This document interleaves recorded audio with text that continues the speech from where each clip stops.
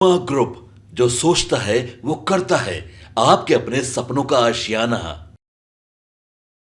तीसरे चरण के चुनाव से पहले नीतीश कुमार और उनकी पूरी टीम को ये बात समझ में आ गई थी कि दो चरणों के चुनाव में जिस तरह से असमंजस की स्थिति पैदा हुई है वो अब तीसरे चरण में काफ़ी प्रभाव डालेगी और अगर स्थिति ऐसे ही रहती है तो नीतीश कुमार के लिए बड़ा ही मुश्किल होगा। जैसा कि आपको पहले भी पता है कि नीतीश कुमार दूसरे चरण में 5 सीटों पर चुनाव लड़ रहे थे, तो वहीं तीसरे चरण में भी उनके 3 सीट हैं जो कहीं ना कहीं फंसे हुए हैं और सीधी लड़ाई उनकी महागठबंधन से हो रही है।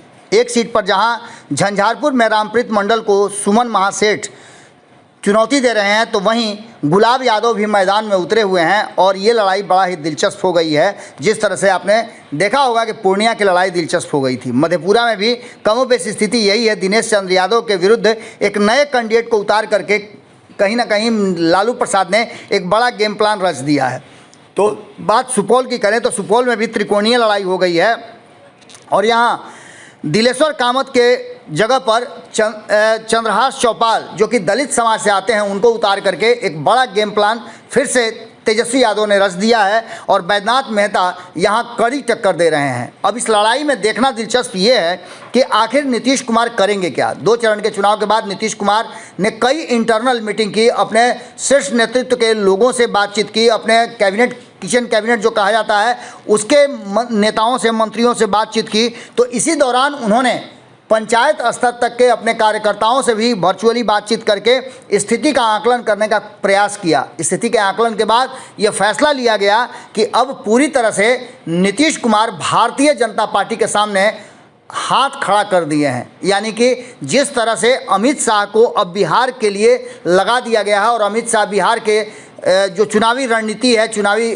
जो आगे की 5 चरण के चुनाव हैं उस पर पूरी नज़र बनाएंगे और वही इस पर देखरेख करेंगे। प्रधानमंत्री नरेंद्र मोदी भी कई दौरा कर चुके हैं बिहार में, आगे भी उनका दौरा होगा, लेकिन अब बिहार के 40 सीटों पर विशेष ध्यान अमित शाह को देना है। ये बातें अब जनता दल यूनाइटेड ने भी स्वीकार कर लिया है। एक तरफ जहां ये कहा जा रहा है कि नीतीश कुमार ने सरेंडर कर दिया है, नीतीश कुमार को ये समझ में आने लगी है कि 5 सीटों के बाद अगर 3 सीटों का चुनाव भी उनके फेवर में नहीं जाता है या मजबूती से नहीं लड़ पाते हैं तो ऐसी स्थिति में उनकी स्थिति बहुत ही अस्पष्ट हो जाएगी और आने वाले समय में उनके लिए और उनकी पार्टी के लिए मुश्किलें होंगी।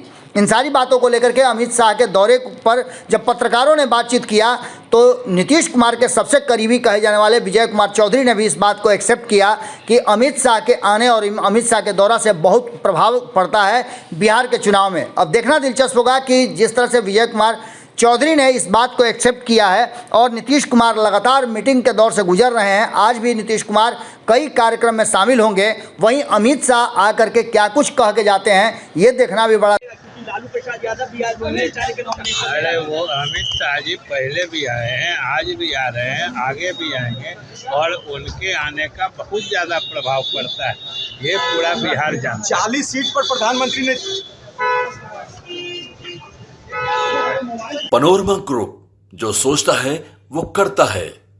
अगर ये वीडियो पसंद आई और वह बिहार के राजनीति और बिहारियत से सरोकार रखेनी तो सब्सक्राइब बटन दबा के चैनल के सब्सक्राइब कर ली। ओजे एगो घंटी बा, ओकरा बटन दबा देला से कुल सटीक और मारक खबर रुआ मुफ्त में मिल जाई। अगर रुआ पत्रकारिता के हमनी के नया प्रयोग में सहयोग कर चाहतानी तो ज्वाइन बटन दबा दी। पेटीएम नंबर नोट कर ली 9386 816 700। धन्यवाद।